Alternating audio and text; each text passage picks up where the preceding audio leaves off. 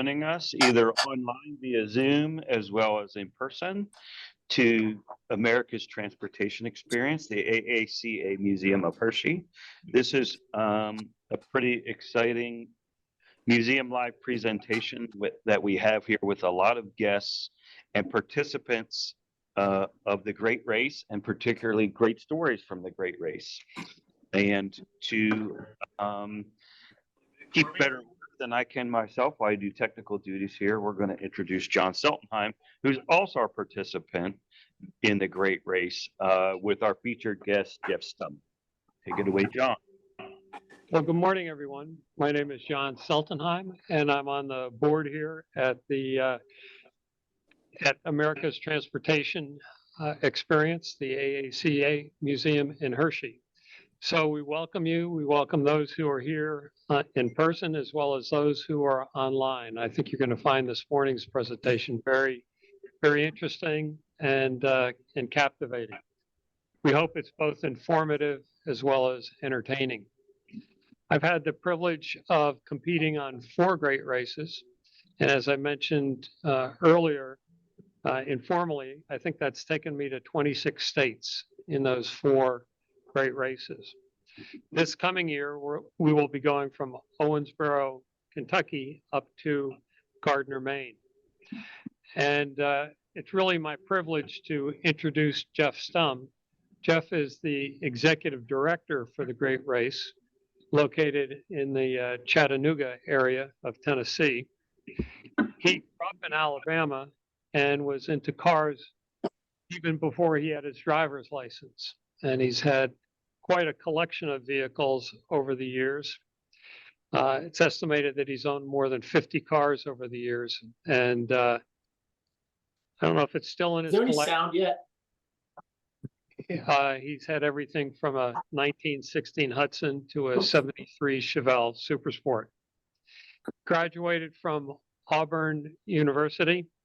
And parenthetically, on this past year's great race, where we went from St. Augustine, Florida to Colorado Springs, sort of interesting that we just happened to have a stop at Auburn at the university. So I'm still wondering how that might have occurred, but we did. So we were it was good for some of us who hadn't been there to experience it firsthand. So Jeff originally ran into the Great Race in Orlando in 1987. And then in 1994 became a participant. In his first Great Race, he had a daily score of 4 seconds, which is incredible, especially for a rookie driver. He and his wife have 5 children, and his collection has grown over the years. And as a navigator, he's had friends, his father, and his wife. He left the newspaper business after 25 years and became the executive director of the Great Race in 2011. And since then, it's grown tremendously in size. In terms of the number of teams, the locations that have been visited, and as a participant, I am always amazed what he and the crew do. Every night, they're moving about 500 people from city to city.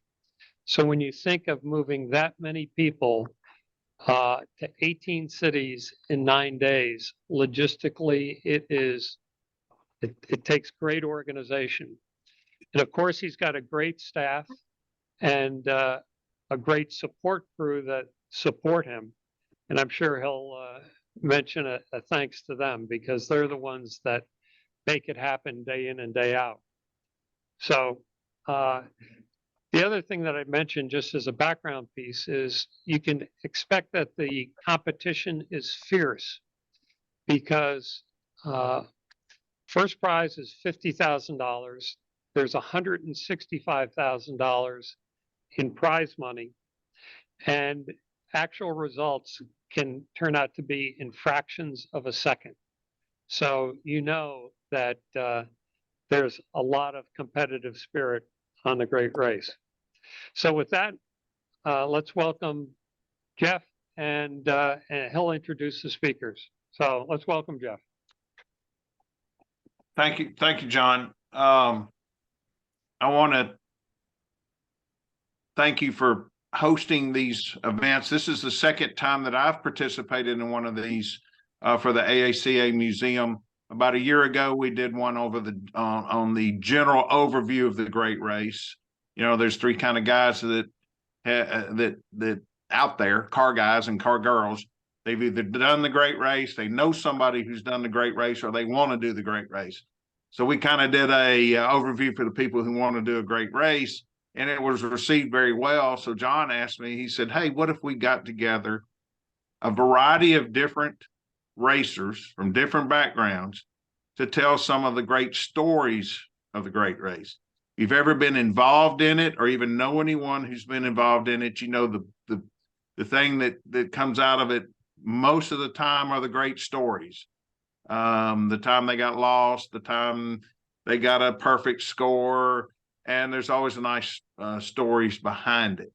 I think everyone knows, because the brand Great Race in the old car world is kind of like the brand Coca-Cola or Home Depot or Walmart in the rest of the world. It's a brand everyone is familiar with. But in case you're not, it is an old car race across the country each year. And it's a different route each year. John mentioned the 2024 Great Race is going to be from Owensboro, Kentucky to Gardner, Maine. Last year was Florida to Colorado. The year before that, it was Rhode Island to North Dakota. Just to give you a little sample of it, only takes about 4 or 5 years to see 30, 40 states, depending on what our routes are during that time. And it is back roads, and it's a time, speed, distance rally. So we may spend 10 hours to do what you could do in your car in 3 or 4 hours on the interstate.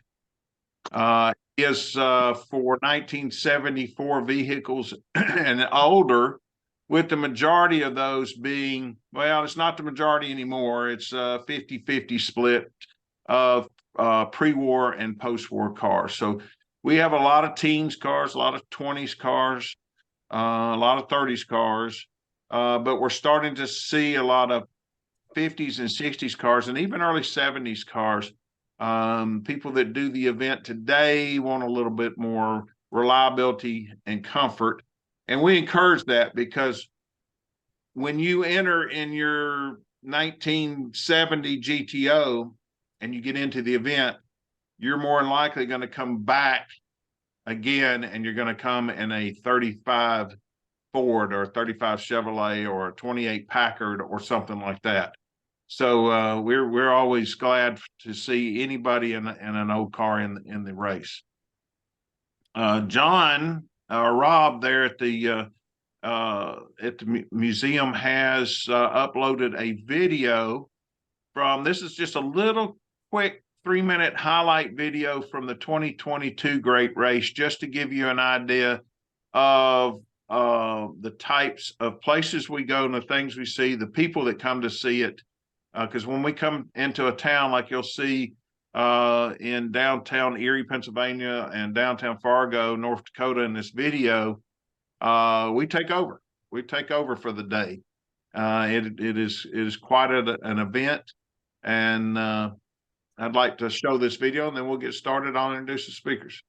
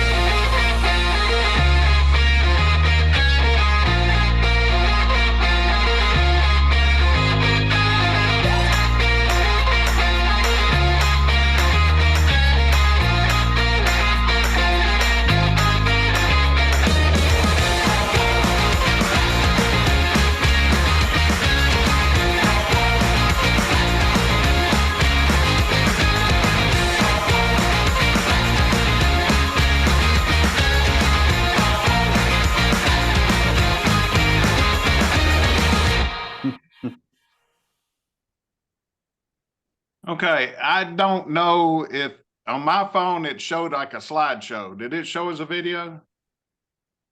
Sure did. Yes. See, Robert too. So I keep Yeah. on telling you, Jeff, you need to get an iPhone. I guess so. But anyway, that was 3 cities that we spotlighted for that for this video. It was I'm not Warwick, sure. Rhode Island, Erie, Sure. Pennsylvania, and Fargo, North Dakota. And in Rhode Island, that was even the governor waving the green flag. So when we go into a place, we really do take over. There's over 500 people in our total entourage. That includes about 45 staff members. Houston Gibson is the Great Race Coordinator. He's on this call with us. Of course, John Klassen, who's been doing this since 1990. He's our course director of competition. He goes out and measures. Okay. We have about 42 or 3 others that literally take their vacation every year to come work for us and make this thing possible, because there's setup crews, there's checkpoint crews, there's souvenir sellers. It's quite an undertaking. So I wanted to shout out to Houston, who's on the video, and John Klassen, who's back in California, getting ready to head out in March for his 2nd course run on the Kentucky to Maine Great Race. And spinning through the people, I don't want to miss anybody, but I did see Hank Mull, and I saw Ken Creary, and I'm sure there's a lot of other great racers. I'm glad that you're here joining us. I'm going to introduce the guest speakers, and then we'll start off one by one, letting them tell us some good stories about the great race and their time in it. Jay Reinan is from Colorado, is with us. Robert Dingus from Alabama. Mallory Henderson, who's originally from Alabama but living in Colorado now, is with us. Howard and Doug Sharp from New York are with us together from their home in Fairport near Rochester, and Ahna Holder from great state of Washington. So we're going to start out with, because when you think of the great race, when I think of it, and when I talk to people who haven't necessarily been involved as a competitor in it, they think of really old cars, of old Model Ts and It's all the way up. Plays and early Hudsons. And Jay Reinan has been in the great race for 10 years, and he's campaigned some of the coolest and oldest cars in the race, including a 1918 American LaFrance fire engine that's been made into I hate to use the word speedster because it's like 20 feet long and it's double chain driven. He's also raced a 1913 Cadillac, among others. So Jay, talk to us a little bit about what it's like, number one, to take your whole family, and I mean dozens and dozens of people on the race, from cousins to aunts and uncles and kids on the great race, but also what it's like to compete in truly old vehicles like your chain-driven American LaFrance. Yeah, I'll tell you what, that's when I signed up for the great race, I sort of had this vision in my mind that was what it was that you took primitive, probably pre-war stuff across the country. And so I kind of wanted to fit that mold a little bit. And I know that it's moved away from it a little bit, but I kind of like getting started. They showed a 3-city where they had been. I sort of like to pick a car that, at least initially pick a car that I'm not sure is going to make it, and make my race about keeping the car going as opposed to winning, because I don't have much of a risk of winning. Howard and Doug have taken that away from me. But seriously, I think that just keeping the car on the road and showing the car to people along the way is really why I do it. And you mentioned family. we have an old Crown school bus from the Los Angeles School District that we stripped all the seats out of. And according to Otter Tail County, Minnesota, it is an RV, although I'm not sure that anyone really inspected it as such. But it's an RV that my brothers and cousins, and there's about 10 guys, and sometimes I'm not even sure who's in there, follow along of the race and probably enjoy it more than Chris, my navigator, and I do, because when we see them at the end of the day, they look exceedingly happy. So the idea that we have with this old American LaFrance is it's probably generally the most primitive car that runs in the race. It's chain drive, as you can see. It's got hickory wheels. Had to have the wheels rebuilt a couple of times. It doesn't have front brakes. It only has rear brakes. And so that kind of adds to the entertainment and shock value, if you will, a little bit. For example, going down Mount Washington a couple of years ago, and Mallory will have a better story than I do about Mount Washington, but Chris and I decided to take the Mount Washington run, and we're going down the road, and suddenly I smell hickory burning, which I know that means that I've been laying on the brakes too much, because it heats up the rear drums, and then it starts kind of flaming out the hickory wood on the rear wheels. And so I pull over, and sure enough, it's about ready to start on fire. And so we have a big 5-gallon barrel of water in the back, and we pour it on there and extinguish the flame. And then we keep on going, and it's going again. And I said, Chris, pretty soon we're going to have to use bodily fluids to put this out if we run out of water, because it is really, it just got so hot going down Mount Washington. And another time we were going along the road, and we hear this explosion, and it's and I, oh God, we blew the motor up or something like that. Well, there are these big caps on the top. It's a T-head motor, so there's big caps that are about 3.5, 4 inches in diameter that you access your valves from, and we blew one of those. We lost it, and it was about 150 miles from the end of the race that day. And so we had to make a judgment call as to whether or not we're going to run it with an open cylinder or not. And we did. We managed actually to climb some mountainous area with 3 cylinders with an open cylinder, one which was firing on us, and made it to the end of the day. We have to replace the chains. We lose parts along the way. But this car has never, in the races that we've run, it has never failed. It has made it through every race. People think it's outrageous that we run it, and that's part of the reason that we run it, is just the challenge of doing that. It's an open cockpit, which I prefer, by the way. It had a windshield. I took the windshield off because I would, why not wear ski goggles instead?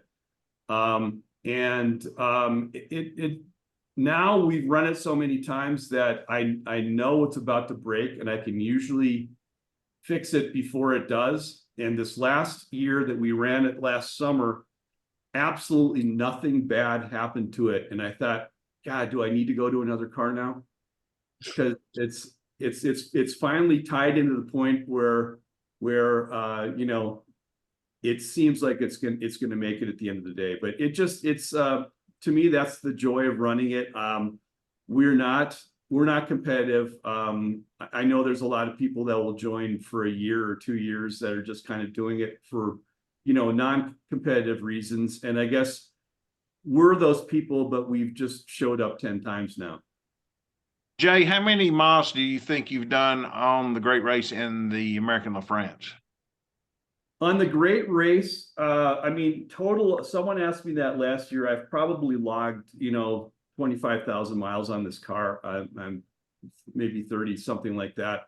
Of all the cars that I have, I've got a few cars back home.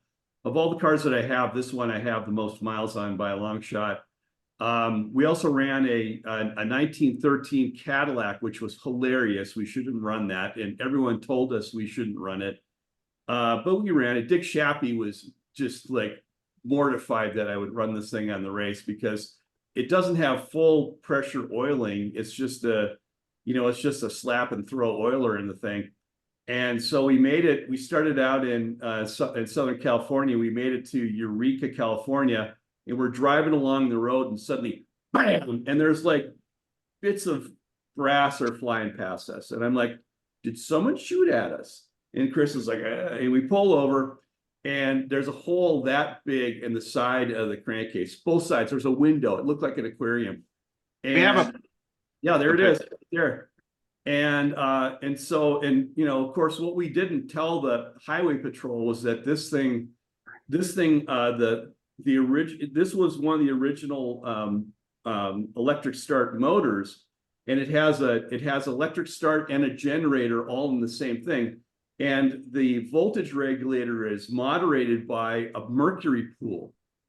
And that mercury pool is somewhere around Eureka, because this thing took out the whole starter. And of course, I forgot to mention that in the report, because I couldn't confirm or deny whether or not there was mercury involved. But you know, it's just, and it's so funny because this thing blew up.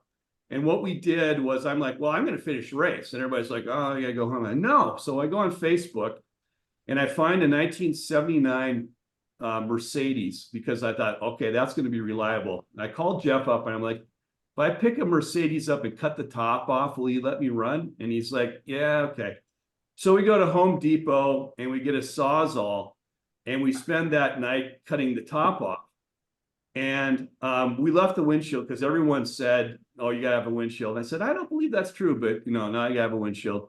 So the next morning we take this thing and we're going up to Crater Lake, and Chris, my navigator, falls asleep during one of the legs, because it's so comfortable in this Mercedes with the windshield and, you know, in a cup for his coffee. And so I'm like, we get home and I'm like, now we're taking the windshield off, because if the navigator falls asleep, this is no bueno. So so that's what you see there. And you see that on top, there's a rod. That is the rod that we threw through the block of the Cadillac, because I wanted to make sure that the 1913 Cadillac finished the race. And so that part of it did, actually. And I had this Mercedes for several years after, and I ended up selling it to some farm kids that lived by us, who I hope love it, and I hope registered it and got it insured. But you know, that sort of thing, that to me is what I love about the race, is that something like this happens and people improvise. You know, it used to be that people would bring their forges in their trailers, you know, if they needed to forge some parts, and it doesn't quite go that far anymore, but it goes this direction. And that's what I love about it. You know, that American LaFrance, you talking about the fire on the wheels, that's not the only place flames come out. Flames shoot out, you know, 6-7 inches out of the exhaust most days. And what's the size of that chain on that American LaFrance? It's called ANSI 100 link, which is approximately 1 inch between links. So it's really big. It's not the biggest that they make, but it's industrial chain. And I'll tell you what, when I buy that, I used to be able to get what's called XLO chain, which would last forever, and you can't get that anymore. And so now I call up and buy it. And if you tell them that you're going to run it on a car, they will not sell it to you. So I tell them, and I'm a farmer and I'm running it on my grain elevator, and they're fine with that. I've seen that chain stretched out on the ground as they're repairing the car or making repairs to the chain. And it looks to be 10 feet long. It's exactly 10 feet long. You see that those front sprockets are, you can put different size front sprockets on there to change your gear ratio. And so that front sprocket on there right now is almost the same size as the rear sprocket. When this was new in a fire truck, that was a very small sprocket. There might have been a 4-inch sprocket in the front. And that would probably get you about 8 feet of chain. But when we expanded it to this big sprocket, that gets you 10 feet of chain, which is nice because they sell you a box of 10 feet. And so, hey, you know, I don't waste anything. Well, that's excellent, Jay. I want to move on to Robert Dingus from Alabama. Robert's been a friend for probably close to 30 years. He and I have participated in the great race together and in regional rallies through the years before I took this position a decade and a half ago. Robert competed in the 1995 Great Race, which is by far the most challenging great race we ever had, from Ottawa, Canada, snaking through the United States and finishing in Mexico City.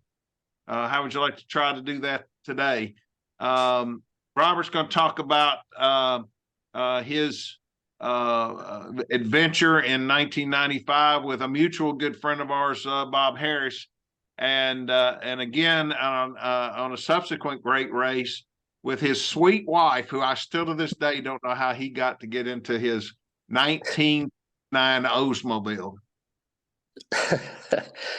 Well, I guess I got to start where it started from and how I got involved with the Great Race. And they used to have a yearly TV program in the early 90s that would they'd show the race on, and I saw a grown man crying, one of the racers, because his car wouldn't pull a hill and blew his engine up. I said, this is something I got to do. If it's that emotional, this has got to be something. And I've always loved old cars. And my wife surprised me with entry into the 95 race. I think she just wanted me out of the house, to be honest with you. But so I didn't have a car. I had some old cars, but nothing. I wanted the oldest cars I could find. And I found a 1929 Oldsmobile 2-door sport coupe. That's obviously a Model 8 on the picture right now. Yeah. Well, and it needed, I'd never done the race, but I got some good advice from Sister McCrae and Tom, and, how to prepare the vehicle. And that meant all bearings and bushings and rebuild the engine and transmission and cooling. And, you had to make it safe as you possibly could. Well, which is what I did. And I rebuilt this.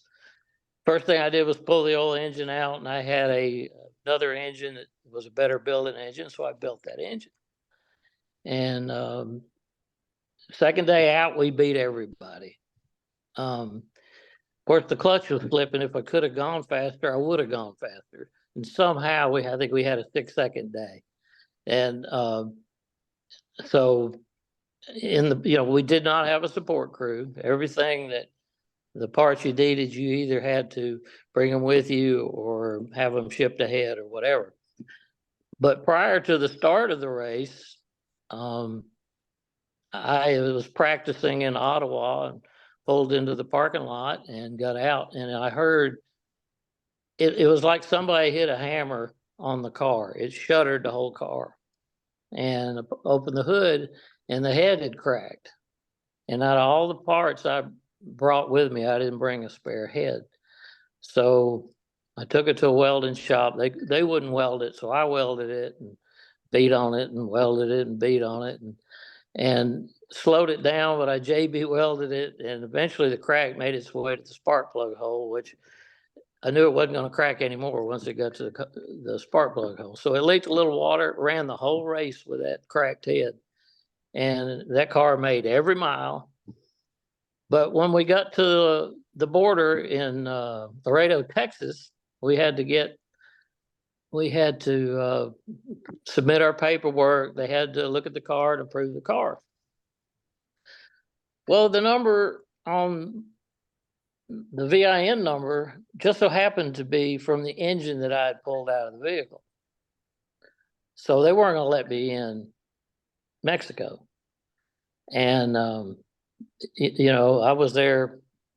This was a couple of hours. We were arguing back and forth, and the guy walks off. And I pulled out my pocket knife, and I scratched the correct number on the frame rail with my knife and told him I found it. And of course, he went over there and said, that's it. So that's how I got into Mexico, was by scratching the correct number on the frame rail. And that's where it was when I sold it. And that car ended up in Europe. We have, Rob, do we have a picture of that car I sent to you last night? It's a maroon. There it is.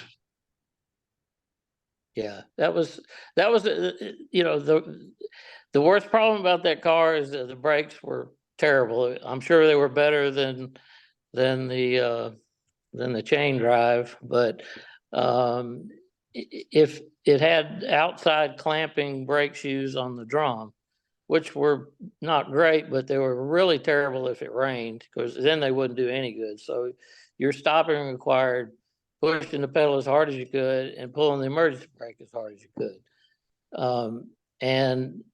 But we ran 2 races with that vehicle, and it never was on the trailer. It was a good vehicle. It was, but we did have to put a sprayer on the radiator for the second race we went on in 2001 when my wife went with me. Now, because we were going through the desert, and it was Atlanta to Pasadena, and the exhaust went under the passenger side of the vehicle, which just heated the floorboard up so bad that Bob Harris never complained going to Mexico, but it wasn't pleasant. So every morning I'd buy 2 big blocks of ice and set them in the floorboard on my wife's side, and that's what old truckers used to do in the old days, because they didn't have air conditioning. They put the blocks of ice in their floorboard, and the air going through kind of put a little chill on it. But when we went through the desert, we had to, it was really starting to get hot. So my wife was straddling the garden sprayer and her blocks of ice, and she was pumping the garden sprayer to get the radiator cooled. And then she'd have to crawl out the back window and pop the rumble seat to get the gallons of water to replenish it. And so it was a good challenge. She's never been back with me on the race, but she says she wants to go back. So time heals everything, I guess. And because she's the sweetest woman you ever want to meet. I just can't imagine her reaching out that back window to the rumble seat to get the water to keep that sprayer cool, which was very common back in the 90s. I had one up to my 1916 Hudson. It was a very common way to try to keep the radiator cool, especially out west. Right. He ran out of water, and you could go through water really fast. That Ottawa, Canada to Mexico City great race was 4,500 miles. To give you a comparison, today's great races are 2,300 miles.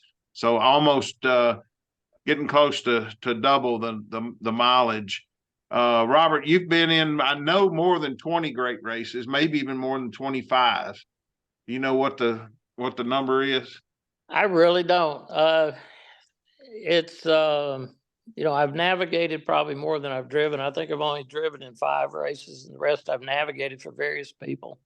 John Hollingsworth, one of the best guys I've ever met in the Green Dragon, and Bob Harris, I navigated for him.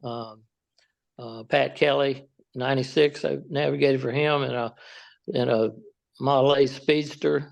And then, of course, Curtis Graff, who I'm with now. It got me hooked. It really did. Navigated for me. I did. Oh yeah, you. Yeah. And your Hudson, it was fun getting that built. And Robert painted that car. It's a 3-time great race winner that Howard Sharp would talk about in a little while. He painted that car, painted the wheels, did a lot of work. Yeah. Built the body. Yeah. It was in about 6 weeks. So everybody talks about the paint was still wet when the car went off. The paint was really wet when the car went on the trailer to Pennsylvania for the start of that race. Yeah. Yeah, we had some good times in that car. It was a good car. Obviously, it's a good car. Just needed the right navigator and driver. Yeah. Good. Thanks, Robert. So You're these are welcome. guys that you talked to. Jay's talked about old cars. Robert's talking about old cars and being in some some of the earlier great races, and especially that '95 great race. It was so challenging. Um, One of our new and young racers, and it's really weird to say that because if you think about it, she's been in been doing this over 10 years. But Mallory Henderson started in 2013 in the great race with her dad in the X Cup division. And she has continued on through the years. They raced the X Cup for a while. And then when she outgrew the X Cup regulations, they competed as sportsmen. And she'll tell you a bit about what the X Cup division is about in a second. She competed with her dad. And then we're going to finish. We're going to talk about her trip down Mount Washington in 2018. So Mallory's, are you in Colorado right now, Mallory? Yeah, I am. Well, tell us a little bit about X Cup division and how y'all got started. Okay, yeah, I'll go back to the very beginning, like Robert, of how I got involved. My family has been a part of the AACA my whole life. I think out of the 36 family members we have, 18 of us are lifetime members. And we have a lot of children, so I imagine they will be at some point. But back in 1992, the Great Race was coming through Mobile, and at that time, we sponsored a lot of the racers who came through. And my family hosted one of those teams and took them out to dinner. And at that point, my grandfather said, I want to do the Great Race one day. That opportunity never really rose up again until 2013, when the Great Race was ending in my hometown of Mobile. My dad and my grandfather were on the committee hosting the finish. And there was another team who was supposed to be doing the Great Race at that time. But about 4 or 5 days before the Great Race tech inspection was, they were at a meeting and said, sorry, we can't make it anymore. We have a big conflict. And my dad, if you knew his personality, he was a bit of a nuisance, and he kept pushing at this guy and saying, you got to go. You got to go. What do you mean? We've been planning this for months. And, the guy said, why don't you just go in my place? And my dad said, that's not a bad idea. And so I remember I was at a friend's house. I got a call and he said, hey, do you want to go on this thing called the Great Race? And I said, maybe. He said, it's about 2 weeks long. And I said, oh, wow, that's kind of a long time. He said, yeah, and we're going to be in the car together for 9 days straight. And I said, oh, I don't think that's a good idea. And he said, okay, well, what about this? What if we look at it this way? You're going to get 10 new states that you haven't been to before. I said, all right, done. He said, but there's a kicker. We have to be in Minnesota in 3 days. I said, oh, okay, great. And he said, so come home, start packing. So we literally just started packing. I had no idea what the Great Race was at that point. Admittedly, I did not know what to pack. I did not know a thing about it. I did not know what I was getting into. But we were supposed to have a car also from Coker Tire, but that fell through. And so thankfully, my grandfather has a plethora of cars in Mobile. And so they just went through and picked the most reliable, which is what you see on the screen. It is a 1964 and a half Mustang. It's one that was used heavily in parades, so we knew it was going to run, but that was about it. So we just popped it on the trailer, and 2 days later, we were showing up in Minnesota, having no idea. I was looking at the rule books on the way. I was terrified because I thought that I had to calculate the speeds. I had no idea. I was really, really scared when I was getting into it. But we get to Minnesota, we pass tech inspection, and then we're talking to some racers. I believe it was actually Howard and Doug, and they said, you got to go get some supplies. We had nothing. So we were like, okay, let's go on to Walmart and let's get some supplies. And at that point, we started kind of grasping what the race was about, that it was really precise speeds, really precise times, really precise instructions. But one thing we noticed about the car is the speedometer didn't work. We did not have a TimeWise, which is our precise speedometer, because we did not have enough time to get one. And we noticed that our speedometer, one, had a tick like this, no matter what. And we assumed it probably had an error. So really conveniently, we ended up going for one of those police radars that's on the side of the road showing the speed. And my dad got the great idea to let's run it a few times to figure out if we can find if there's a consistent error. So come to find out there was, it's about a 10% error, but also that tick. So we had to ride that race with an entire tick, an error, and it was, you know, a little bit of a challenge for us. But we, you know, we went through that race. We ended in Mobile, and at the end of it, we were hooked. For me, I think it was being around cars my whole life. It's something I was used to. But admittedly, I didn't fully enjoy most of the time because I didn't understand the intricacies of cars. But this was a whole new light on the old car sport. It brought in my competitive nature, and then it also was able to bring in my dad and my family, and we really made it a family event. So I ended up doing the Great Race with my dad for 6 years. Like Jeff said, we first participated in X Cup, which is essentially geared towards students under the age of 21, and then drivers that over the age of 21. And it's really to get those younger people involved in the sport. So we competed in that for about 4 years. And then the last two, I got over the age of 21. So we had to go into sportsman. And so our last 2 years, we competed in the sportsman division. The last year we competed was in 2018, which is from where this picture is from on Mount Washington. And then sadly, after that Great Race, a couple months later, my dad did pass, but I was still hooked on the Great Race. So I took 2 years off of it. And then a team approached me, another X Cup team. They are part of the RPM Foundation. And they said, we'd love to have you drive. And I said, absolutely, we're going to drive. And then so I went back and I drove for the first time in my entire Great Race career, and I loved it. But I said, I have to get back in the navigating seat. I'm better at this. It's more fun to me. Let's do it. So back in 2023, my now fiance and I did it together. And it was an absolute blast. So, a little bit of background. Do you want me to talk about Mount Washington specifically? Let me jump in Okay, you got it. before we show the video.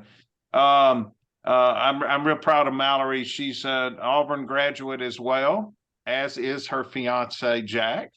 When they just got engaged a few weeks ago, as a matter of fact, and she said she was going to bring Jack on the Great Race this last summer, and I said that's a great idea. We'll see if he's a keeper or not. So looks like he is. So we're and what the first time I ever talked to Scott, Mallory's dad, on the phone, I was in St. Paul, Minnesota. It was about 4 days before the Great Race was getting ready to start. All the teams were already starting to arrive. Most of these teams have been preparing for a year. And there wasn't, this other team called and said from Mobile, said, hey, we had allowed the Mobile to have a team since they were the finished city on the Great Race, and the team canceled. And then this guy calls me and says, hey, we're in Mobile, Alabama, and we're going to take their place, and we're going to be there in 48 hours. And I said, sure. I never, of course, I didn't know him at the time and didn't know Mallory. And what I did learn, I knew Mallory was very competitive once they got there. And Scott was just one of the most genuine people I've ever met in my life. And in 2018, we were going from Buffalo to Halifax, and we had a lunch break at Mount Washington, if you've ever been there, at the base of Mount Washington. And we allowed optional time for people to drive to the top and back if they wanted to. Some teams that are very serious about the competition didn't want to put the extra miles on the car or brakes and things like that, so they stayed at the bottom. And this one team of two men, and the driver was in his mid 70s and the navigator was in his mid 80s, went in their 1955 Buick station wagon, not only just a Buick station wagon. It was the Motorama car for Buick in 1955. So it's a one-off, very, very special car. And they drove to the top of Mount Washington, but they had a little incident on the way down. And Rob, if you'd show, we've got video from the GoPro and Scott and Mallory's car. Oh my God! Wait, stop, Daddy. No, full volume.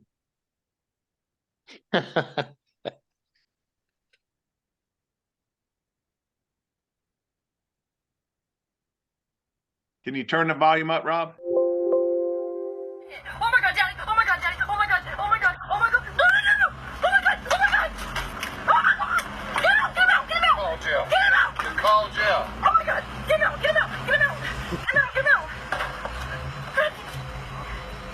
Call jail.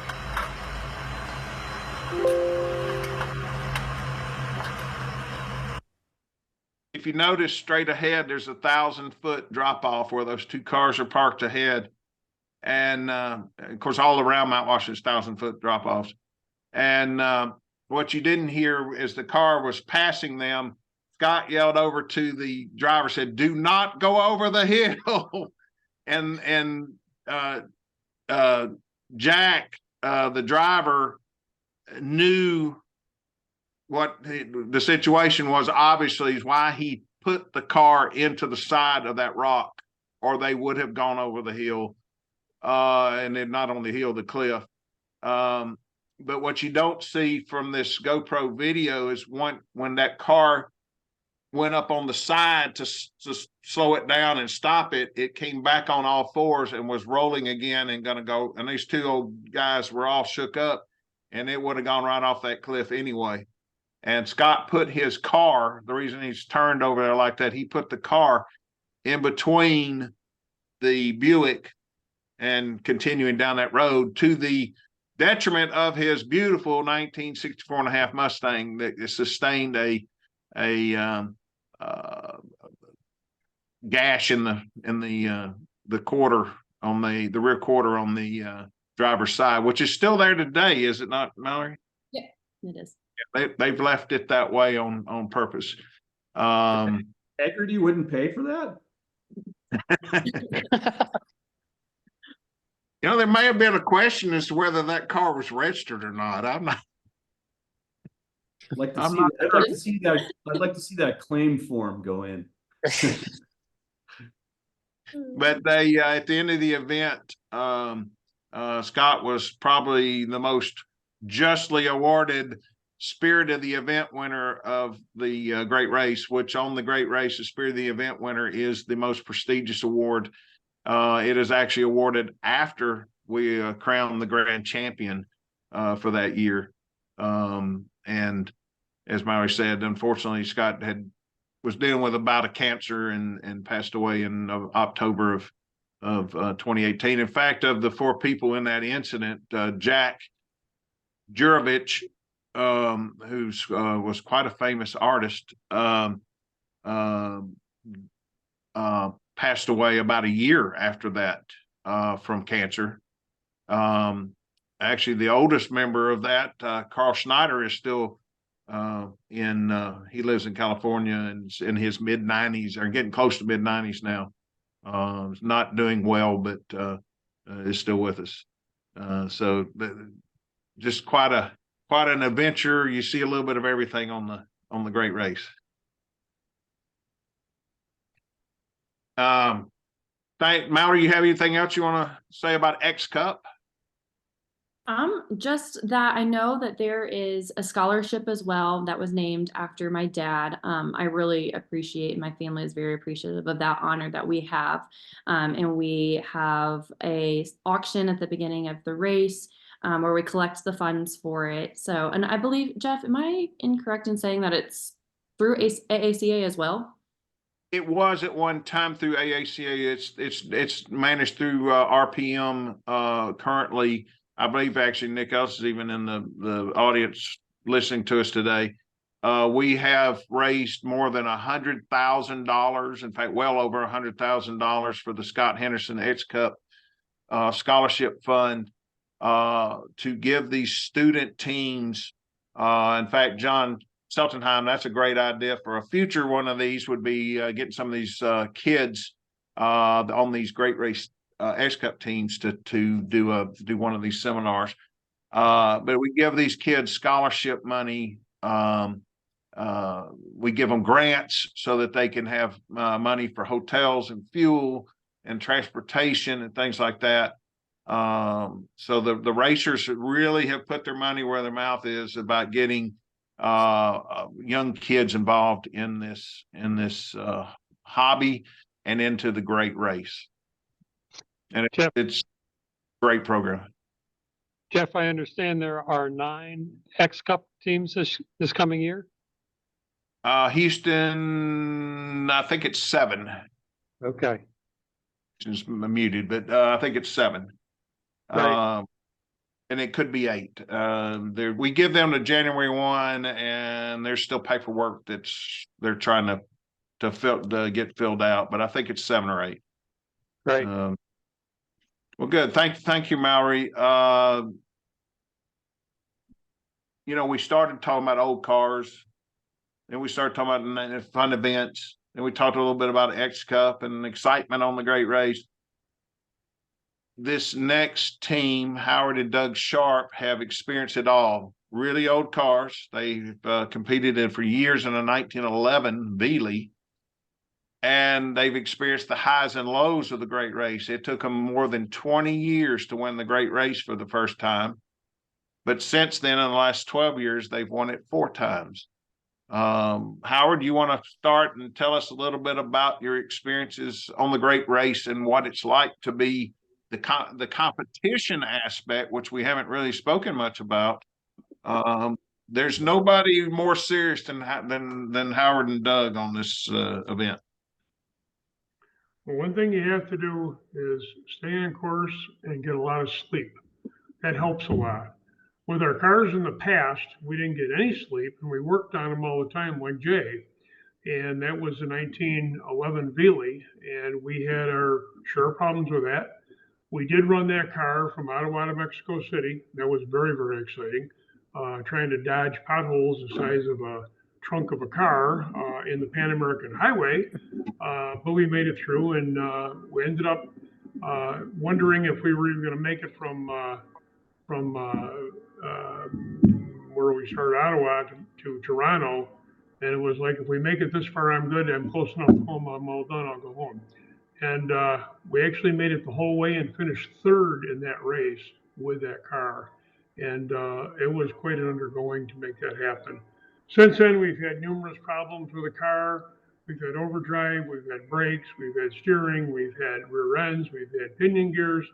And you stay up all night and fix your car, and you try to hustle parts and find parts. And the throw-up bearing, we had to rebuild one night with like 47 sticks of brass, and it's still in the car today.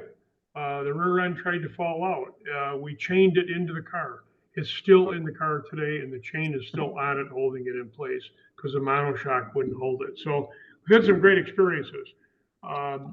Our new experience is obviously this 16 Hudson, and it is just a good car. It has a few little problems here and there, but overall, it's a real dependable car. And I love driving it because it has a lot of room in it, number one. I had no room in the Veely.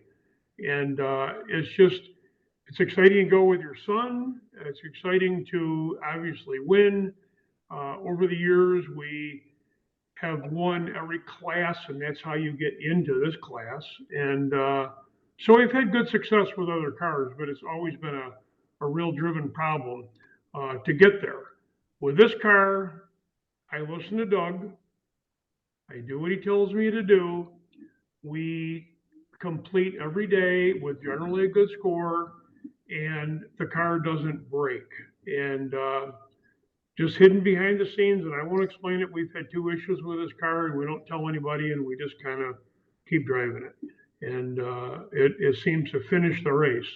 Last year we had a problem, and it did finish the race, and We could have been out at any time, but we didn't tell anybody.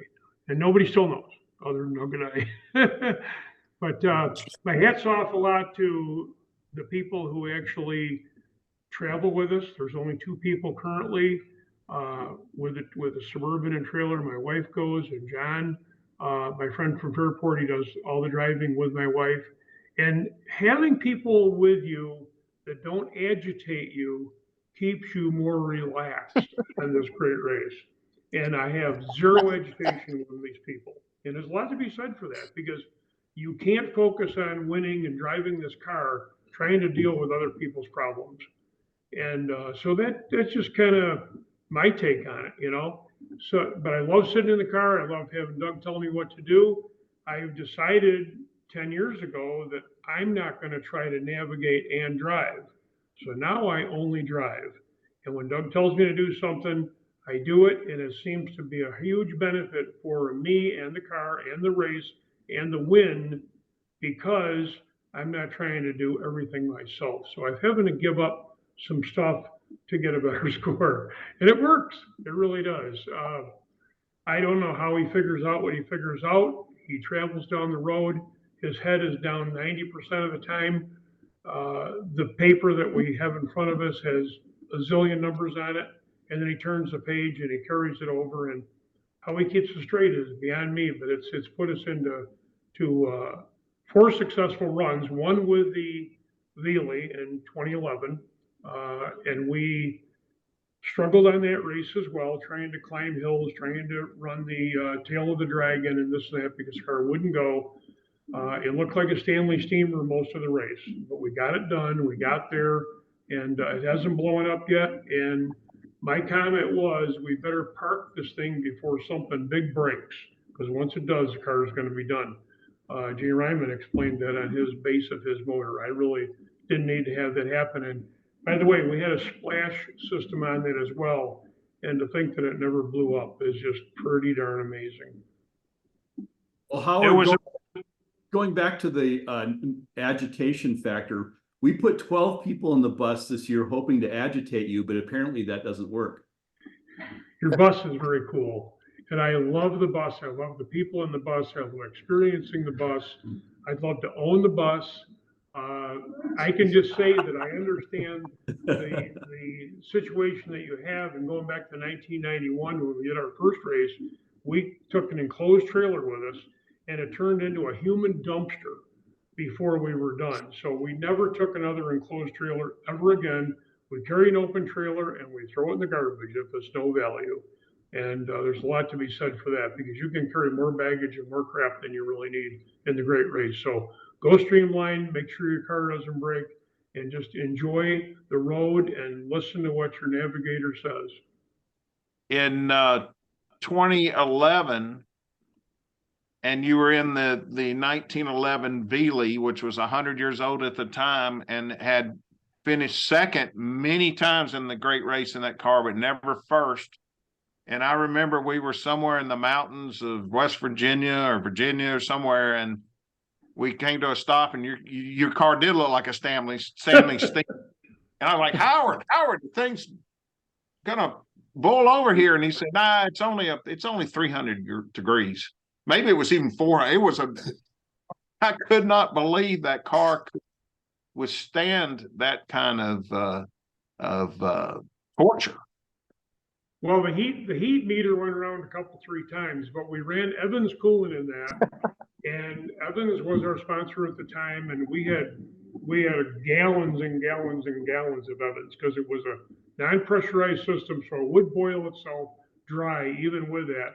But it was an L-head motor, so you had no problems with a head gasket. That's a big thing. And we did blow one of the piston, the covers over the valve out, and drove it right through the hood of the car. We did recover it, and I think we maybe rolled it or something back then, and we just continued on. And we've been down the same experiences, I think, that a lot of what Jay experienced with an early car, and certainly with our early car. The purpose of running this car was back in 1991, which was my first year. I drove a 1929 Dodge, and I was watching Dick Burdick and Alan Travis and this and that, and they were driving old cars, and they were able to pick up their speedometer on their left front wheel. And I decided that I needed an old car. I contacted the Pioneer Auto Museum. I got this car from them, and I built a car that I thought would win the race, which was the Veely. And it was a huge undertaking to get that car to run. The museum says, oh yeah, it turns over great. So I send a guy out to pick it up. We get it back home. The only thing in the motor is the crankshaft. There's no pistons, there's no cam, there's no connecting rods, there's no nothing. And thanks to Eggy Machine, which I don't know if they're still in business or not, that internal of that motor is Eggy Machine, and they built every single part for it. And that's how you made the car go down the road. And I'll tell you, it's a job to do that and think and drive and navigate. So I started giving up portions of my job. The last day of the race in 2011, and I think you and Doug were in first place, and it was your race to lose, and your tire, one of your tires on that Veely was actually coming apart. The tread was apart, and you wrapped it with duct tape. And now this is no lie. He wraps it with duct tape to hold it together, finishes and wins the race for the first time. Well, there's a little bit more to that story. Obviously, it's the left front wheel. That's where your timing device and everything is. And yes, we did all that. And I said, Douglas, we need to change this tire. And he goes, no. If we change the tire, we will lose the race. If we leave the tire, I'll take the chance of a flat, and then we will lose the race. He says the gamble's 50-50. We got to keep the tire on, put a new tube in, put more duct tape on, and let's go down the road. And that's exactly what we did, and that's how we finished the race and won it. And I saw that Veely a couple years ago, and that duct tape's still on that tire. Tire is still on the car, believe it or not. And we still, right, and it holds air, and we still drive it to shows and this and that. And tire is giving us no trouble at all. They immediately retired the Veely in 2011 when they won the race, and it was the first 100-year-old car to win the great race. What you have, it just shows reliability of Coker tires. There you go. Yep. Doug, how do you handle? I mean, how did you learn how to do all of this and adapt everything? Because you have to adapt things to the way that he drives, just like any navigator. But give everybody a sense of how that works. Well, it's a struggle riding with Howard most of the time because he likes to talk, as you can tell. He talks all the time. So focus was the first goal. And we got that focus really, I mean, all the years prior when we were driving the Veely, it was always a struggle because I was always trying to make up time. Because the car didn't go speed, something broke. We were always on our minute, but it was very hard to make up time. So with doing that, I use my stopwatch a lot. And we also, prior to, I don't know what year it was, you couldn't use a stopwatch. So everything was watching your clock go around in a circle because we have a time of day clock in our car. And that was our timing device to measure how long we stop at stop signs, how long we hold the speed to change a speed. Now, since the stopwatch came in, man, I mean, you don't have, the navigator has definitely an easier job, but you can calculate more things just with that stopwatch. So adding the stopwatch, having the focus on the car, the Veely would just continue. Oh, we went around that corner and something would potentially fail, and it was very hard just to stay on time. So I learned a lot through those years of how to manage time and know how much time I was down. And then we had a transit, and wow, we have 12 minutes in a transit. We're down 45 seconds and we didn't go by a checkpoint. I can start 45 seconds ahead and we're on time again.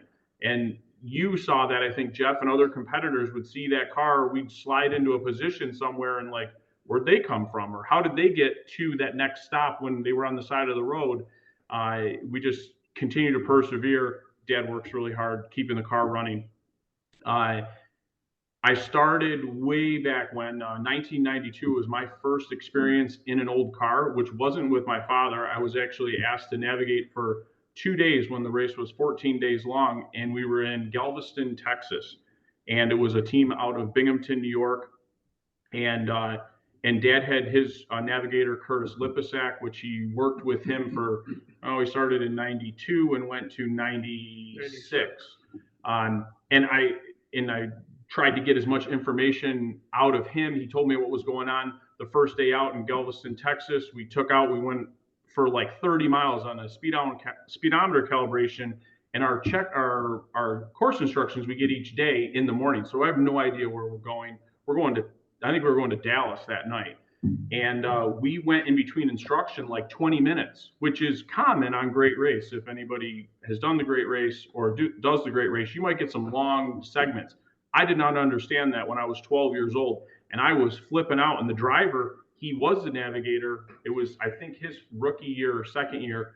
And he's like, geez, I don't know. Do you think we're going the right way? I go, I have no idea, but there's been no turns.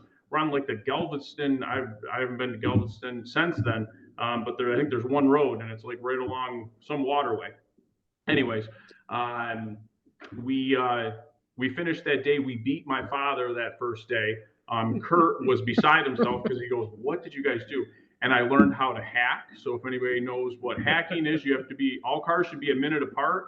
We happened to see my dad driving around, and we're like, well, we are really lost, and this is where we should be. So we're just going to pull in, and this is where we were. And that was the day when we didn't have time-wise speedometers. They were all an analog-driven speedometer, which they spun to they spun at speed, but they were not accurate. So you always were chasing that. So a lot of variables that the race has streamlined throughout the years. So not only we competed with the VLE, finished with the VLE, won with the VLE, which was fantastic, all the years getting that done, and then having the opportunity to purchase the Hudson. And I was ecstatic in 2012 to go drive a new car, had a ton of power, all this stuff. I'm like, we're going to do great. And that year, I think we finished 9th place. And Jeff looks at us and goes, what are you doing, Doug? I go, I have no idea. I'm just trying to drive the car. He gave me some charts and trying to figure out, talking to Robert and other people that have been in the car. And so I had to really learn that car. And it took 2 more years when we were able to finish and win with that for the first time.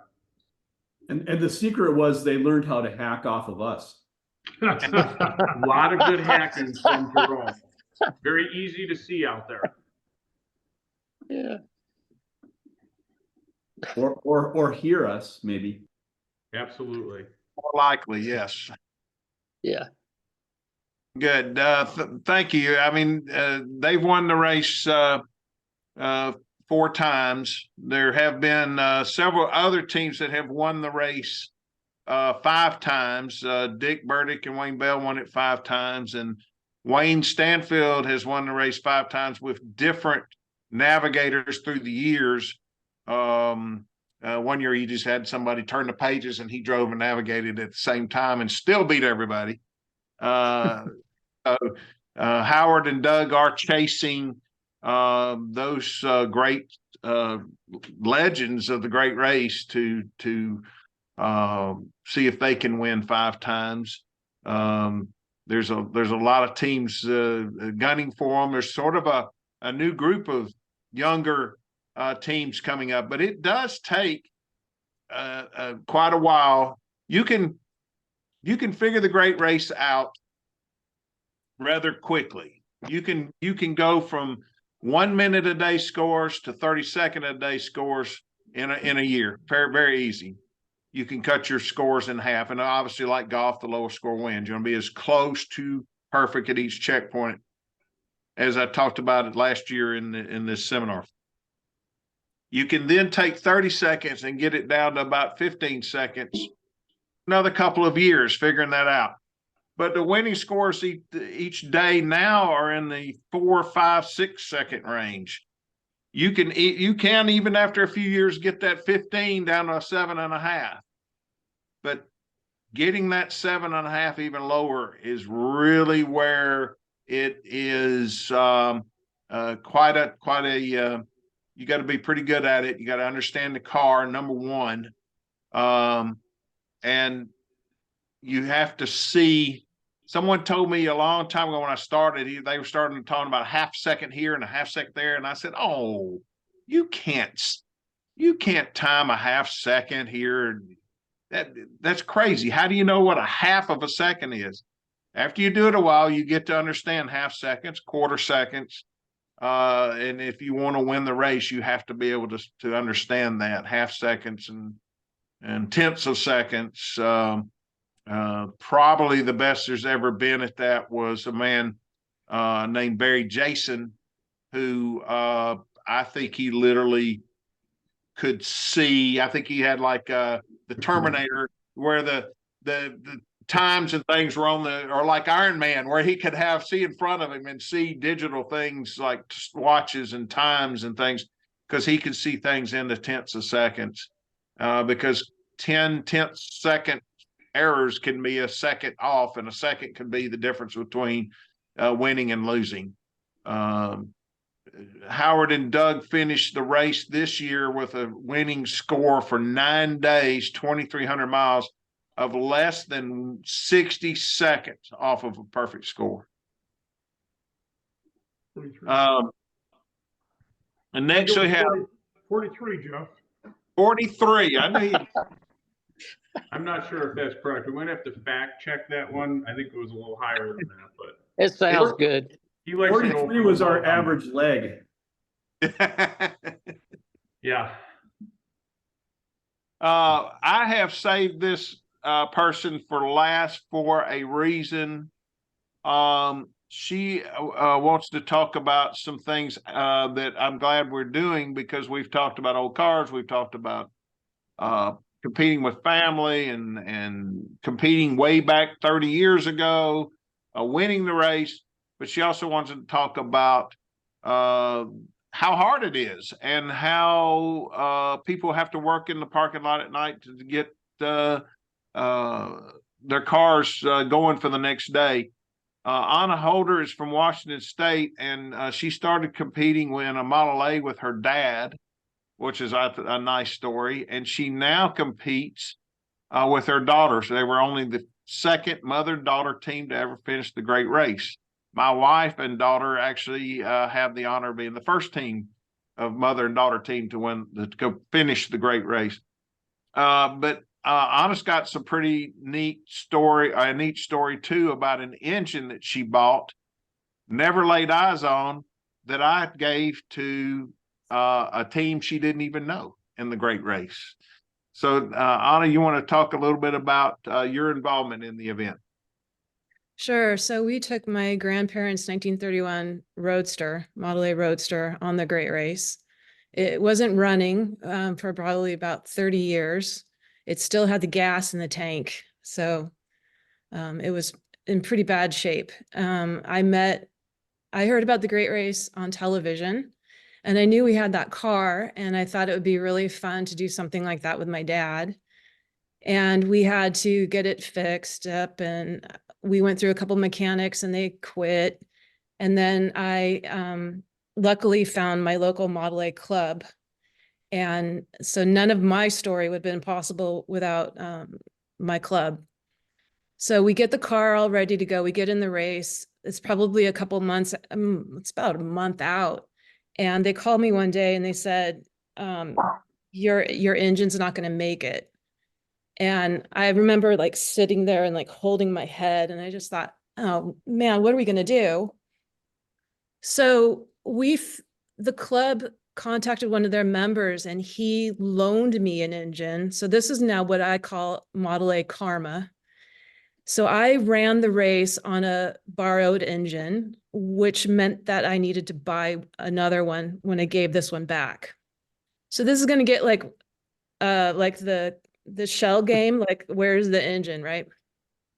So I remember, Jeff, you sent out an email that there was one available, which seemed like it was meant to be, and we bought it, and another team brought it out from Alabama, Arkansas.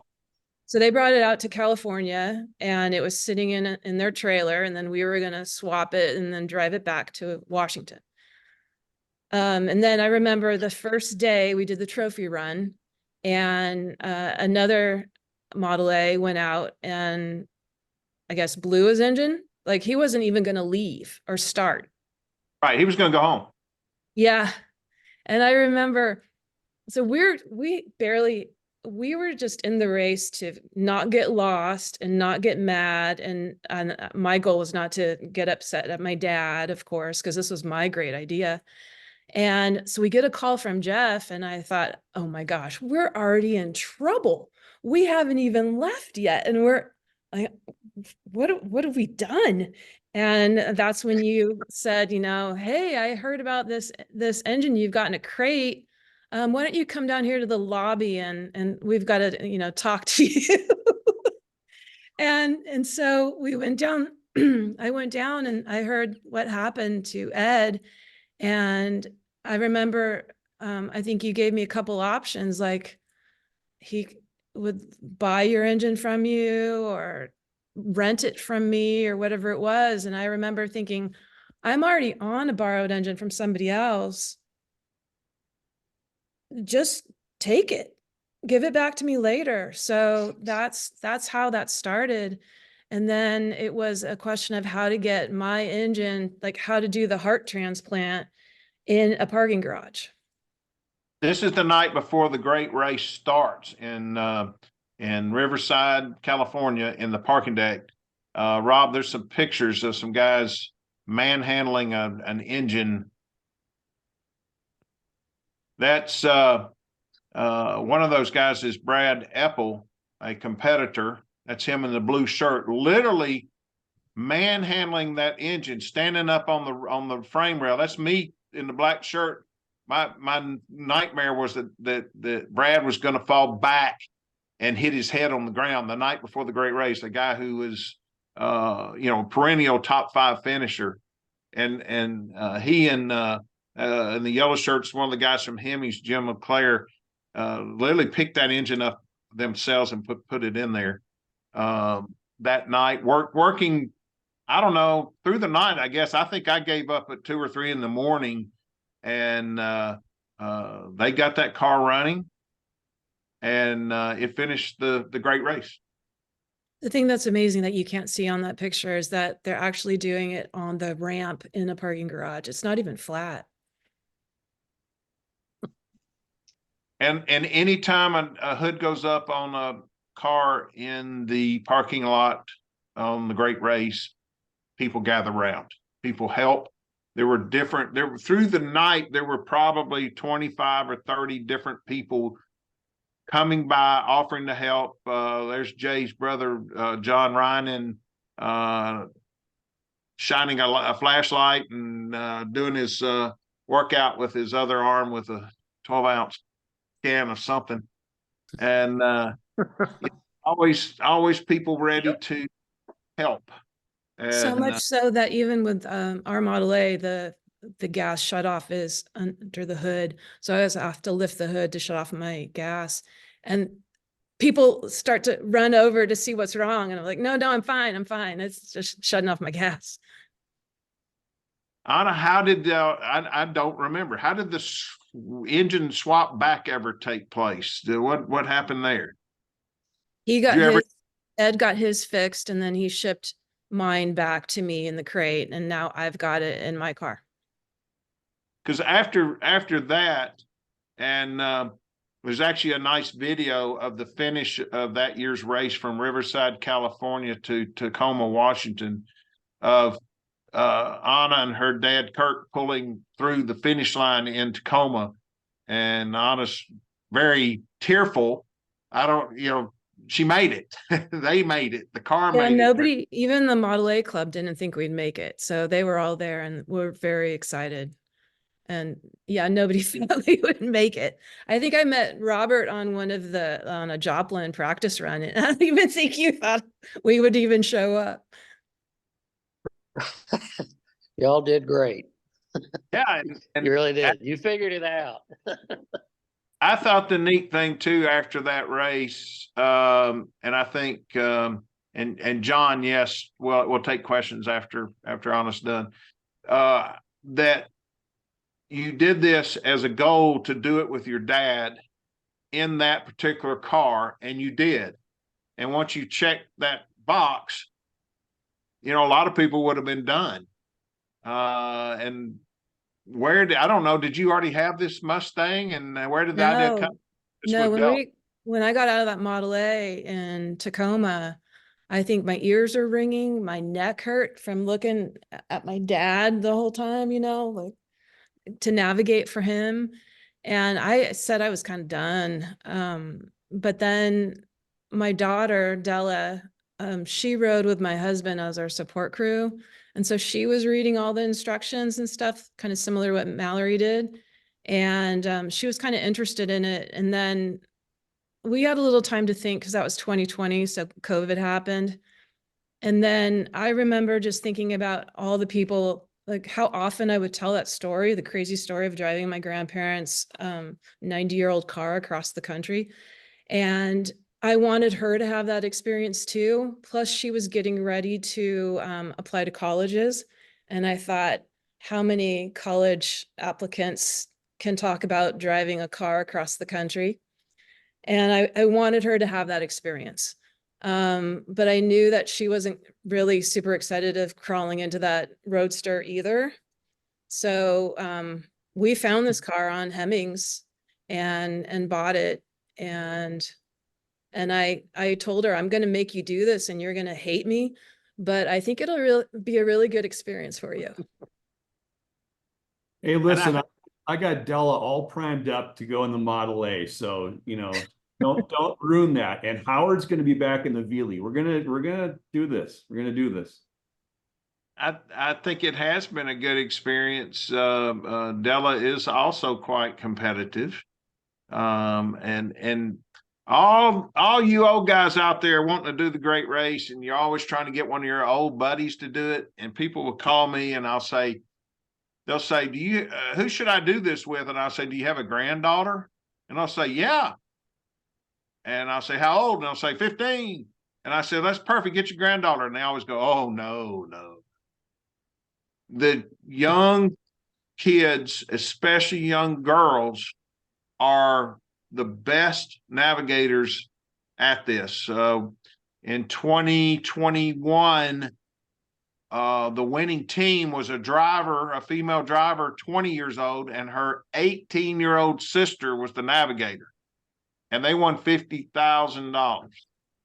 So if you're thinking about doing it and you've got a choice for one of your old buddies or a grandkid, I'd take the grandkid anytime.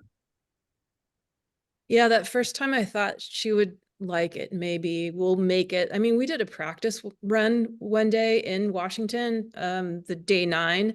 And I think we went out to start and she quit. And I thought, oh, this isn't going to go very well. You have to do it, Della. You have to do it. And so she kind of got into it. And I thought maybe she would just, write that college essay and be done with it. But we met all the other teams, and we met a team that has been helping us and mentoring us. And we've since done it 3 more times. So I didn't know she would love it. I thought maybe we would do 1, but now we're going back for number 4. And you've done a lot of talks at old car clubs about your adventure. Yeah, because I don't take those stickers off. That number 5 and the number 133 on my Model A will never come off unless the door falls off, because it's such a huge accomplishment. So people have always asked me, what in the world is the Great Race? And yeah, I'll go into different car clubs and talk about the experience. And it's really, I don't do car shows. I want to just drive my car to death. And it's meant to be driven. So I'm going to drive it. Amen. Yes, thank you. That's a good way to end that segment. John, you'd asked about questions. Are we on a time limit? No, we're right at 12:30, but we'll continue for as long as folks want to ask questions. So are there any questions here in the audience that anybody might have? Don, talk about the costs involved. Jeff? Private entry fee is $6,500. On top of that, obviously you have your hotel rooms, which we block the rooms so everybody stays at the same hotels. Runs about $129, $139 a night.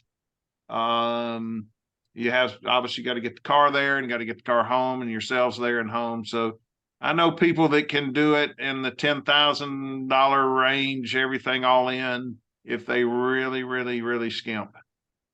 If you start bringing support crew members, you got extra hotel rooms, extra travel costs, et cetera, et cetera. It just depends on how big you want to do it. Yeah, I got the beer bill for the support bus one year, and I decided that I was going to cut that off. So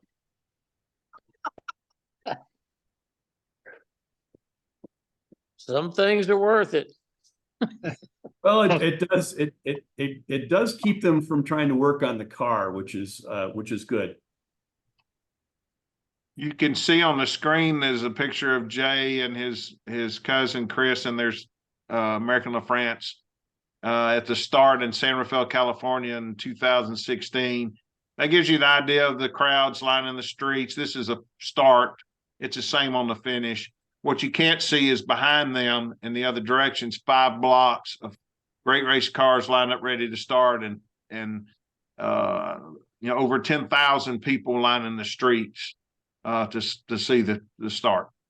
I also noticed that our uniforms are sparkling white, which is pretty cool for the first 5 minutes. Yeah. That chain grease does a number on those uniforms, doesn't it? Yeah, so we took the chain guards off a couple of years ago because they were getting in the way of things, and it make it hard to change the chains. And the axle grease flows out of the differential and just goes on, which is good for lubricating the chains, but it spins off. And so, like, one side of me, it almost looks like a black and white cookie. It's just really very funny. Could I ask a question, please? Sure. Go ahead. I'm Brian Smith. I live in Owensboro, Kentucky, so I've got a really nice short drive to the race. I'm curious to know about the range per day. I'll be driving a Model A Ford, and I'm just concerned about how much range I need to be prepared for per day. Each day is about 225 to 250 miles. Depending on where we are out west, it tends to be a little bit longer. The first day and the last day are half days, so they're a little bit shorter. They tend to be 125 miles or so. So, on the average, you're looking at about 225 for 9 days. Okay, thank you. I think maybe his other question is with a Model A and the 11-gallon gas tank. Right. Yeah, so don't worry about that. There'll be planned gas stops. And as long as you fill up on those and top it off, you won't have any problem. Really? So there's no need for me to bring extra fuel tanks or anything like that? I mean, I won't make promises, but you'll be fine. You'll have several opportunities a day to get fuel. We'll tell you when. And when we say to get fuel, even if you don't think you need it, you should always top off. Our second year of running the race, we fell victim to John Klassen telling us that we needed to, figure out how to conserve fuel because there wouldn't be fuel stops. We learned later that wasn't exactly accurate. So we bought a 5-gallon can, and we had this 32 Auburn, which was like sitting in this little tub. And the floorboards, we were going through Death Valley, and the floorboards were like 150 degrees. And so my cousin, the navigator, had this 5-gallon can between his legs because we couldn't fit it anywhere else. And every once in a while, he'd have to vent the cap because it would balloon up. And we never needed to use that fuel. We had plenty of gas stops along the way. But, that's how we got around it, and we wouldn't do that again. And we wouldn't advise other people to do that. Okay, cool. Thank you very much. I appreciate it. And while we're finishing up and taking questions, there's Rob's going to show some different pictures. I think can you go back, Rob? Was there a yeah, that's Chad and Jenny Caldwell in their 1931 Auburn. Went through the chandelier tree in California in 2019. This will give you an idea of some of the things that we do off the clock when we're not competing. And then the next one. You showed this one. Just shows you the arrival. That was a 1909 Buick. They're from California. What a great car. Finished every mile of the 2019 Great Race from Riverside to Tacoma. Quite a feat. Think they finished even in the top 5 in the, I think they were actually rookies. It was his late father's car. I think they finished 5th in the rookie division in that car, which is an incredible accomplishment. That'll give you an idea of a typical lunch stop. That's Grass Valley, California. We take, like I said, we take over, and thousands of people in the streets when we come to town. Jeff, there's a question about, are GPS speedometers allowed, or do they need to be mechanical, like time-wise? It has to be an analog speedometer, no GPS. And quite honestly, if we let you use GPS, you would do so poorly, you'd go home. GPSs are not accurate for what we do. There's a delay, I guess, the signal coming back and forth. And what we do is we measure the route. We measure the distance between signs. And let's say we pick these, not every sign, but let's say we do signs, and let's just say they're 5 miles apart. And you don't know that the next sign's going to be 5 miles. And we tell you to go 40 miles an hour. Well, we're telling you to do 40 miles an hour to what we think is 40 miles an hour. We have each morning they start out with a calibration, and we say drive this 20 miles at 50 miles an hour, and then along the way, if your 50 matches our 50, then at each sign, this is the time you should be there, down to a 100th of a second. And if you do that, and it's not hard, but that may be in truth 49.5 miles an hour. We don't care. We say it's 50, you match that 50. So now when we tell you to go 40, it matches our 40. It might be 39.5. So if you're using GPS and doing 40, you're going to end up being, even if GPS was correct, you would end up being way too fast. Hey, Jeff, I'll say something that our analog digital speedometer that's done by TimeWise, it is electronic and it is accurate to the 100th of a mile an hour. Although we see it analog, it is 100. It is very, very precise. So it is an electronic driven speedometer read out analog. Correct. Thank you, Doug. And it is very expensive. It's a computer. I mean, it's basically, they cost over $1,000. So, but if you want to do it and do it right, even people who are just out having fun, you want to do it right. You don't want to get anybody's way, and you want to give it your best shot. And we have a program that you can even buy them and then sell them back. So it's like renting it for only a couple $100 if you don't want to spend the kind of money. If you feel like you're not going to do the race more than one time. But yeah, and we've measured the the distance with the same equipment, so it matches up apples to apples. Rob, can you go back to everybody asked, the number one question we get on a great race is, what do you do when it rains? And the answer is, you get wet. These two guys are showing in Oregon, crossing a little one-lane bridge over a river out in the middle. If you've ever been to Oregon, you know what I'm talking about, out in the middle of nowhere. And it was pouring down rain, and they got very wet that day. There's a question, will you be making a stop in Ohio or passing through this coming year? Oh, several stops in Ohio. We have the first overnight stop is in Lawrenceburg, Indiana, which is 20 miles from west of Cincinnati. The second, the next day on Sunday, June the 23rd, we'll be in Lancaster, Ohio for lunch. That's near Columbus. And we'll finish that day in Marietta, Ohio for the overnight stop, which is to the southeast the southeast portion of the state that borders West Virginia on I don't think it's the Ohio River, but it may be. There's two rivers that come together. I guess it's maybe those two rivers make the Ohio River there in Marietta.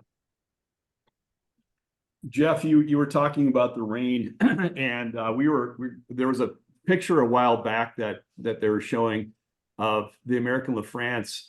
It was a rainy day in Maine. It rained all day, and at some point in time, the rear brakes, there we go, stopped working on this thing, and I was taking a corner and just couldn't do it, and I hit this rock. You see how big that boulder is? Moved that rock 3 feet, and we just crashed, stopped. And I thought, okay, well, I took out the crankcase. I mean, obviously this thing's ruined. And we look at it, and it made a small chip in the front I-beam of that axle, and no problem at all. And it actually changed the geometry of our steering just a little bit. It got rid of the 15-mile-an-hour death wobble that we've been having. So it was actually an alignment, and I haven't changed it. This was, I don't know, what is this, 2018? Yeah, 2018. Did you score? Yeah, I haven't changed the alignment. It threw it off maybe 1/4 of an inch, but it works a lot better now. Are there any other questions here?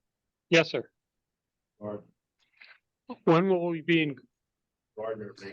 Is it Sunday the 30th, Jeff? Does that sound about right? It finishes in Gardner on Sunday the 30th from 1 to 5 p.m.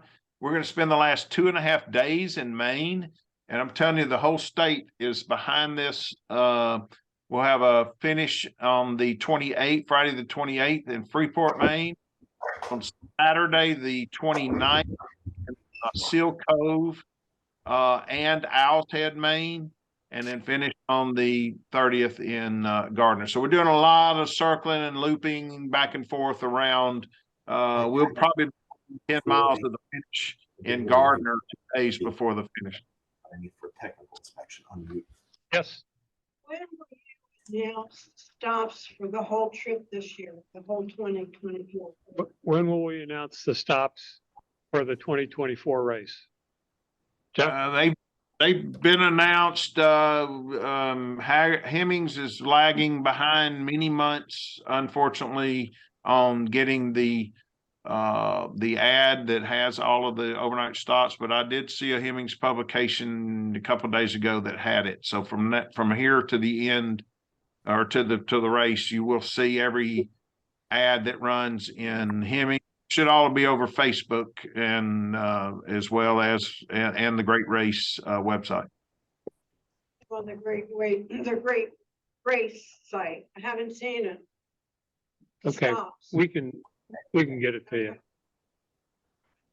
I was just gonna. Any other questions? Yeah. Sorry, I got muted there. Yeah. When do we need to be out in Kentucky? I know the car needs to be there to get inspected. Do we need to be there with the car being inspected, or? Yes. So if this, okay. And tell me who you are. How many days beforehand will we need to be there? I would arrive by Wednesday prior to the race. I would have to pull 22, 21, 20. What would that be? The 19th of June, Wednesday. There'll be a reception that evening to kick things off on Wednesday at a distillery there in Owensboro. Registration tech inspection are Thursday. You will want to do a lot of your preparations on Thursday. Friday is general meeting, followed by rally school, and then followed by the trophy run, which is practice rally. I can't see on my thing. Who am I talking to? I'm sorry, Donna Calandrio? I can't say it again, please. Donna Calandrio? Hey, Donna. Will be, are you getting the weekly email? Yes, Okay. Did you get the rookie package? yes. Did I Okay. read it? No. She's honest. Yeah, I just want to make sure we were doing our job. That's fine. And we're glad to help any. You guys are doing your job. We're doing our job of getting the car ready. Great. And if you have any questions like that, you can call me or email me or Houston at any time. You will start getting bombarded. Please keep up with your Thursday emails because that's really how we communicate with everyone. And that is, the hotels will be released in mid-February, and they're just everything's happening then.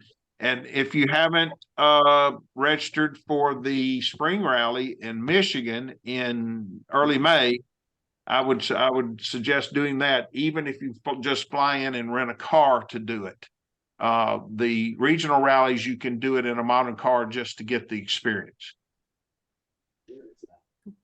So Jeff, we have Don Shell from the board with a couple questions. Sure. What are the signage requirements?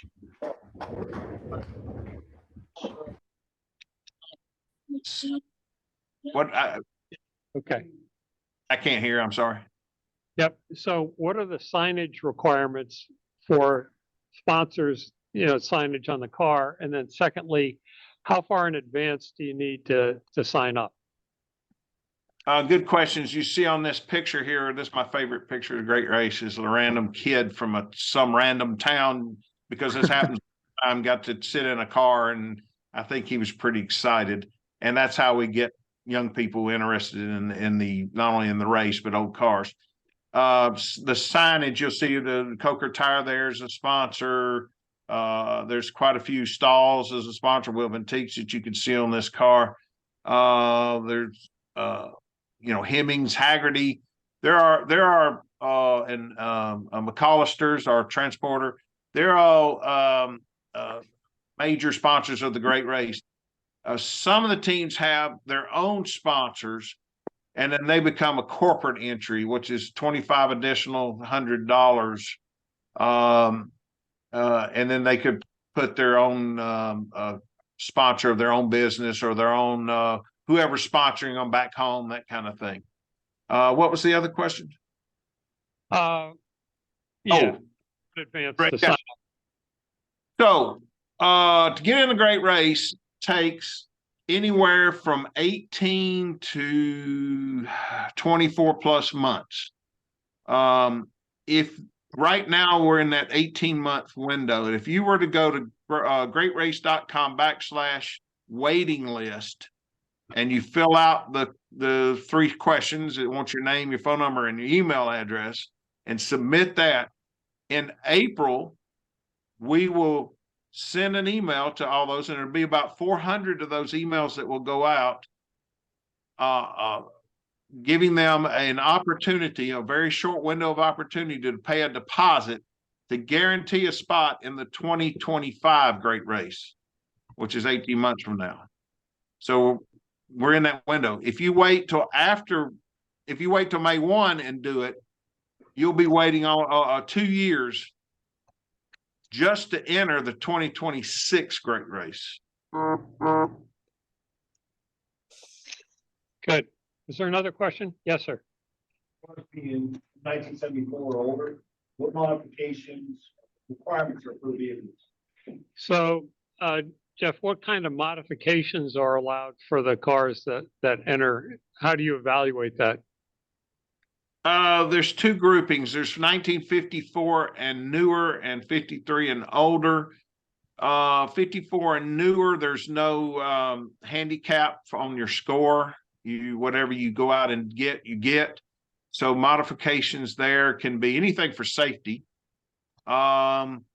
it could even be an engine swap of say a 57 Chevrolet with a 350 crate motor. Now we won't stop look, but if you've swapped out for a 350 crate motor, nobody really is going to know the difference of the rest of the car stock. If you're in a 53 or earlier, you still can do the safety aspects like a Model A. Most of the Model A's in the event have hydraulic brakes. You could even do disc brakes. I know they're even making disc brake kits now for Model T's. So you could do anything for safety, but when it comes to modifications on 53 and older, we get a little more particular as far as engine swap. Really, basically, you need to have not numbers matching, because we don't know what that is. We don't care what that is, but a correct engine for your car, that year's car. A 1932 Ford needs to have a flathead, not a flathead built prior to 38 to be classified as a 32. If it has a 350 motor in it, number one, I don't want it in a race. But number two, if we do allow it in a race, and we do have some, say a 32 Ford with a 350 crate motor, he's going to be scored as a modern day vehicle, not as a 1932. We have one other question online. Do you know where the 2025 Great Race will be? Yes.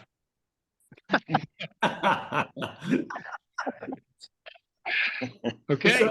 Isn't it Paris to Peking? Oh, that's 26. Oh. Yes, upper Midwest to the southeast. Very good. That's more than I've said to anyone at this point. So that's saying a lot.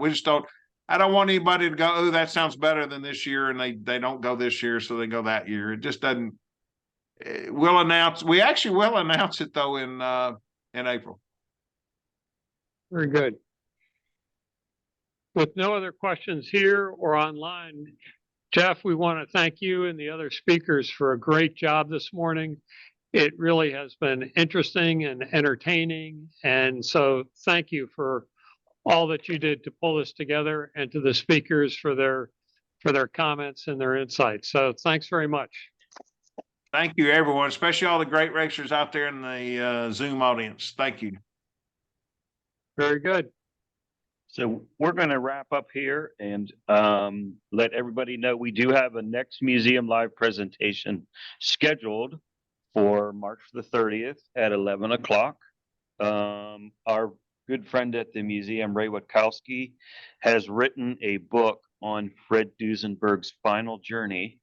Ray is also the editor of Keystone Packards and is really a car enthusiast. So that's going to be one that you can visit our website and sign up when the time comes. And if you enjoy this stuff, please click on Join-Donate and be aware of our next awesome event that's actually held here in Hershey, which will be Mackin Motors, which will be a fantastic, fun afternoon. It is indeed a macaroni and cheese fest here at the Auto Museum. So we're going to set everybody loose. Enjoy your day. Keep your wheels on the road, and happy motoring. Thanks for coming. Yeah. Oh, on the table are some programs, if you want to take a look at a program, as well as daily instructions, if you want to see what that's like.